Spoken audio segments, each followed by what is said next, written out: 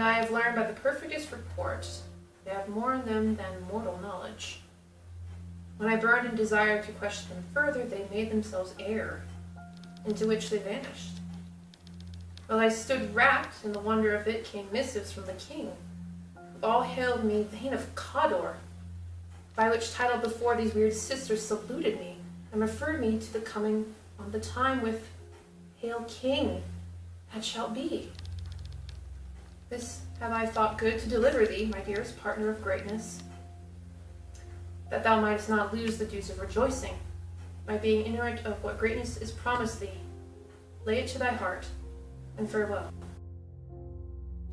Glamis thou art, and Cawdor shall be what thou art promised. Yet I do fear thy nature, 'tis too full of the milk of human kindness to catch the nearest way. Thou wouldst be great, are not without ambition, but without the illness should attend it. What thou wouldst highly, thou wouldst holily. Wouldst not play false, and yet wouldst wrongly win. Thou'st have, great Glamis, that which cries, thus thou must do, if thou have it, and that which rather thou dost fear to do, than wishes should be undone.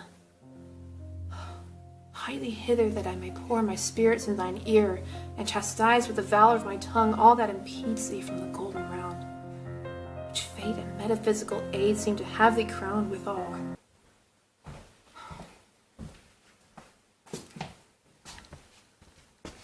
What is thy tidings? The king comes here tonight. Thou art mad to say it. Is not thy master with him, who would have informed for preparation? So please you, it is true. Our Thane is coming. One of my fellows had the speed of him, who, almost dead for breath, had scarcely more than would make of his message. Give him tending. He brings great news.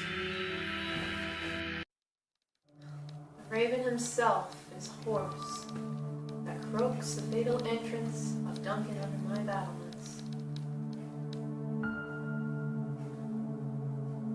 Come, you spirits who tend on mortal thoughts, unsex me here. Come fill me from the crown to the toe, top full of direst cruelty.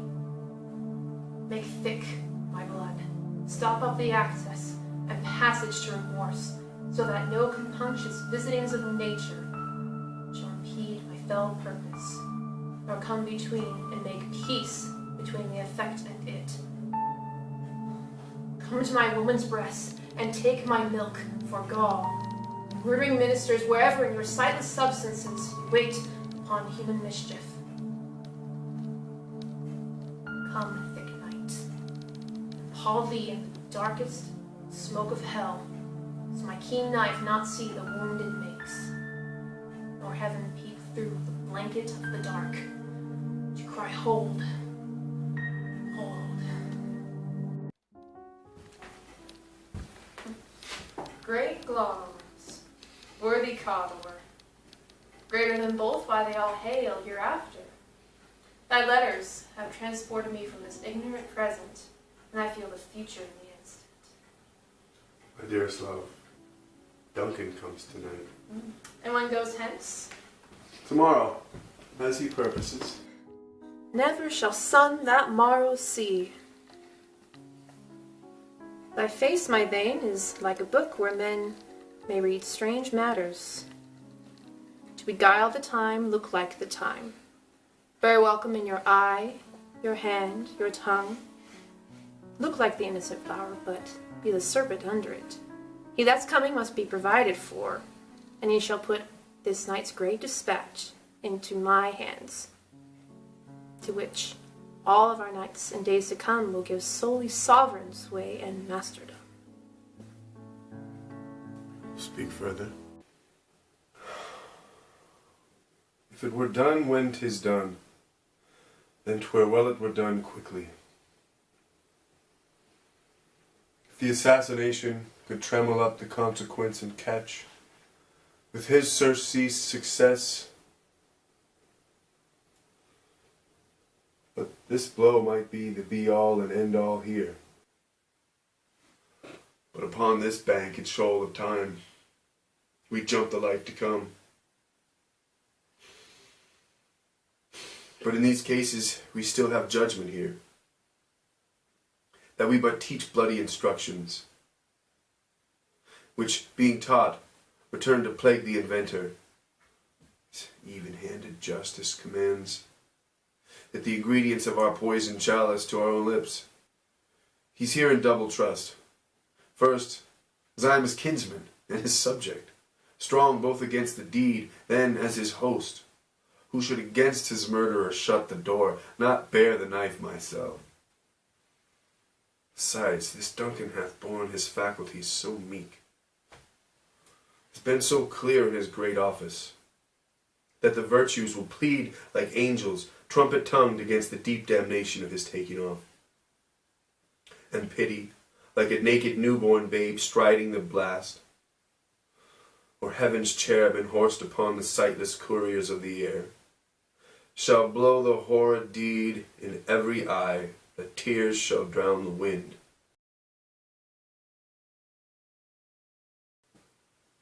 I have no spur which to prick the sides of my intent, but only my vaulting ambition which overleaps itself and falls on the other.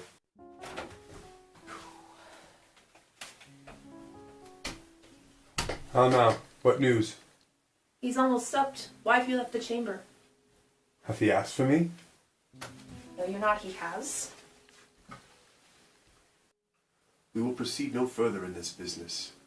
He hath honoured me of late, and I have bought golden opinions from all sorts of people, which would now be worn in their newest gloss, not cast aside so soon.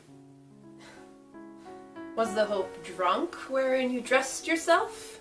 Hath it slept since, and wakes now to look so green and pale as what it did so freely? From this time such I account thy love. Art thou afeard to be the same in thine own act and valour as thou art in desire?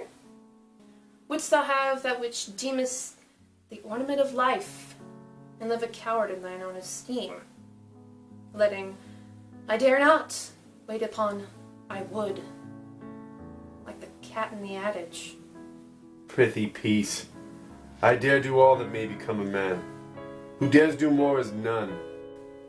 What beast was then that made you break this enterprise to me? When you durst do it, then you were a man, and now you would be so much more than man. Nor time nor place did then adhere, and you would make them both. Now they make themselves, and their fitness now does unmake you. I have given suck, and know how tender 'tis the love the babe that milks me. I would, while it was smiling in my face, plucked my nipple from its boneless gums, and dashed the brains out, had I so sworn as you to this. If we should fail. We fail? But screw your courage to the sticking place. It will not fail. When Duncan is asleep, whereto therefore his long day's journey shall soundly invite him, his two chamberlains, will I with blind wassail so convinced that memory, the warder of the brain, shall be as a fume, and the receipt of reason a limbeck only. When in swinish sleep his two officers do lie as in a death, why cannot you and I perform upon the unguarded Duncan? Or can we not put upon his spongy officers, who will bear the guilt of our great quell? Bring forth men, children only, for thy undaunted metal will compose nothing but males. Will it not be received, when we marked with blood those sleepy two of his own chamber, and used their very daggers that they have done it? Who dares receive it other, as we shall make our griefs and clamours roar upon his death? I have settled, and bend up each corporal agent to this terrible feat. Away, and mock the time with the fairest show. The false face must hide what the false heart doth know. How goes the night? The moon is down. I have not heard the clock. Huh. And she goes down at 12. I take it 'tis later. Who's there? A friend! All's well. I dreamt last night of the three weird sisters. To you they have showed some truth. I think not of them. Yet, when we can entreat an hour to serve, we would spend it in words upon this business if you would grant the time. At your kindest leisure. If you cleave to my consent, when 'tis, it shall make honor for you. So I lose none in seeking to augment it, but still keep my bosom franchised and allegiance clear. I shall be counseled. Good repose the while. Thanks, sir. The like to you.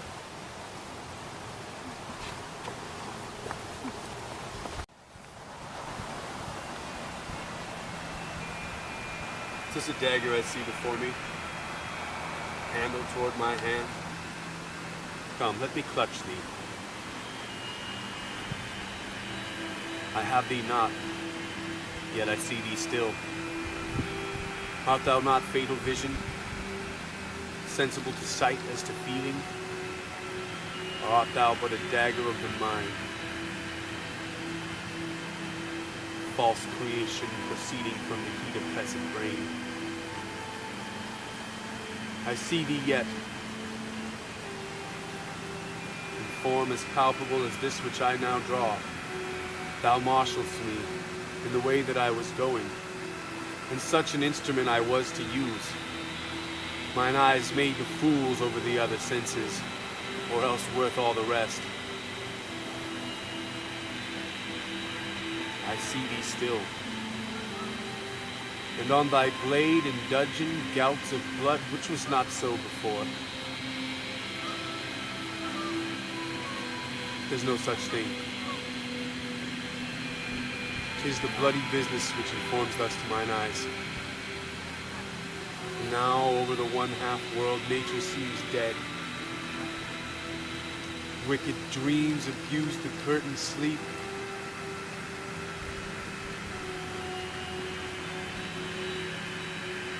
Now witchcraft celebrates pale Hecate's offerings.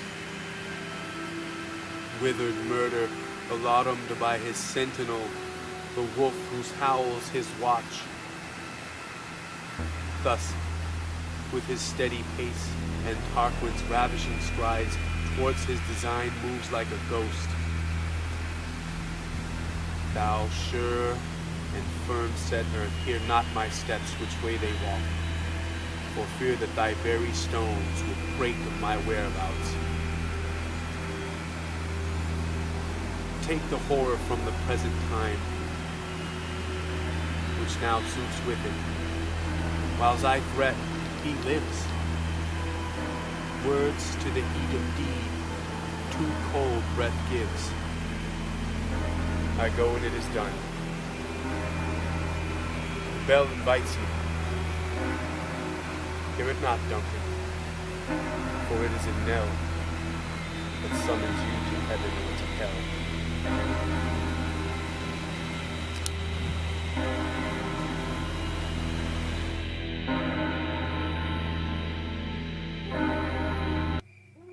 What has made them drunk has made me bold. What has quenched them has given me fire. Hark. Peace, it was the owl that shrieked. That fatal bellman who gives the sternest good night. He is about it. The doors are open and the surfeited grooms do mock their charge with snores. I had drugged their posets so that death and nature do contend about them whether they live or die. Who's there? What ho? Alack, I'm afraid they have awaked and 'tis not done. This is the attempt, not the deed, that confounds us. Hark, I laid the taggers ready. You could not miss him. Had he not resembled my father as he slept, I'd have done it. My husband. I have done the deed. Didst thou not hear a noise? I heard the owl shriek and the crickets cry. Did this not speak? When? Now. As I descended? Aye. Hark. Who lies in the second chamber? Malcolm. This is a sorry sight. Foolish thought to say a sorry sight. There's one did laugh in sleep, and one cried murder that they did wake each other. I stood and heard them, but they said their prayers and addressed them again to sleep. Shh, there are two lodged together. One cried, God bless us, and Amen, the other, as they had seen me with these hangmen's hands. Listening, their fear, I could not say Amen when they did say God bless us. Consider it not so deeply. But wherefore could I not pronounce Amen? I had most need of blessing, and Amen stuck in my throat. These things were not thought after these ways, so it'll make us mad. I heard a voice cry, sleep no more. Macbeth does murder sleep. The innocent sleep. Sleep that knits up the raveled sleeve of care. The death of each day's life. Sore labor's bath. Balm of hurt minds. Great nature's second course. And chief nourisher in life's feast. What do you mean? Still it cried, sleep no more, to all the house. Glamis hath murdered sleep, and therefore Carter shall sleep no more. Macbeth shall sleep no more. Infirm of purpose. Give me the daggers. It is the face of childhood that fears a painted devil. If he do bleed, I will gild the groom's face withal, for it must seem their guilt.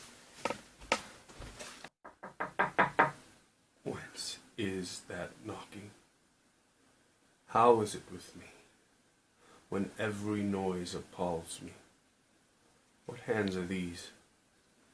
They pluck out mine eyes.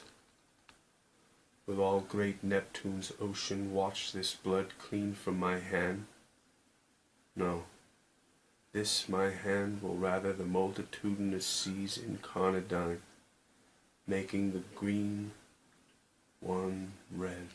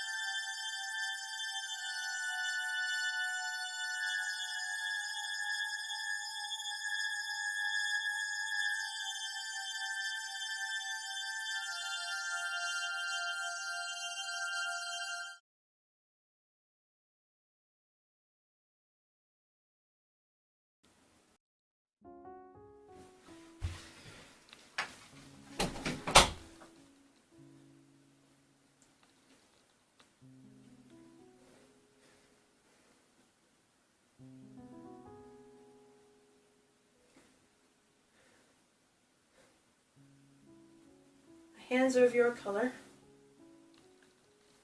but I shame to wear a heart so white. I hear knocking at the south entry. Retire we to our chamber. A little water clears us of this deed. How easy it is, then. Your constancy hath left you unattended. I hear more knocking. Go get on that nightgown, lest occasion show us to be watchers. Look not so poorly in your thoughts. To know thy deed, but 'twere best not to know myself. Wake Duncan with thou knocking, I would thou couldst.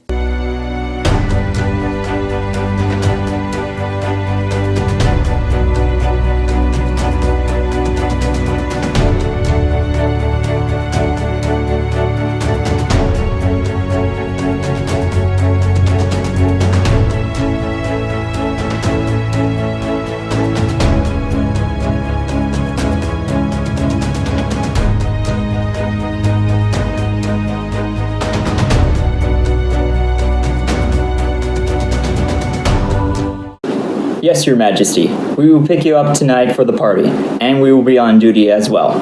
Okay, you're welcome. Goodbye. Great. Just great.